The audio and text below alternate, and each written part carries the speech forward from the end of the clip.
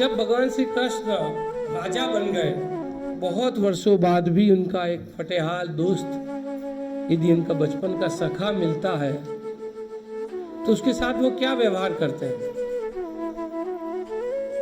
इससे हमें ये शिक्षा लेनी चाहिए कि हमें हमारा जो दोस्त है, हमारा फ्रेंड है, हमारा साथ निभाने वाला व्यक्ति है, यदि कभी वो दुखद स्थिति में आ जाए, यदि वो कभी संकट में आ जाए, यदि उसे हमारे सहयोग की जरूरत पड़ जाए, तो हमें उसके साथ कैसा व्यवहार करना चाहिए, वो उदाहरण श्री कृष्ण जी ने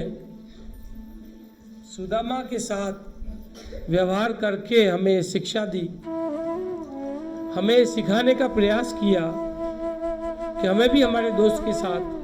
कैसा व्यवहार करना चाहिए। कृष्ण जी के जीवन की बहुत सारे वृत्तांत हैं, यदि मैं सुनाऊं, और मुझे भी बहुत सारे सैकड़ों वृत्तांत याद भी हैं, लेकिन उस समय के अनुसार हम और समय में उनको सुनाएंगे।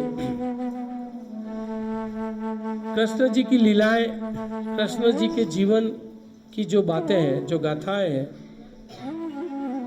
वो हमारे इतिहास में भरी पड़ी है।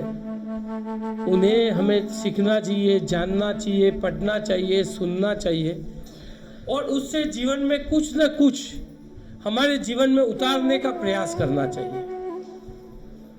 यदि उन बातों को हम हमारे जीवन में उतार पाए, तभी कृष्ण जी की जन्माष्टमी मनाना सार्थक होगा, कृष्ण जी को पूजना सार्थक होगा,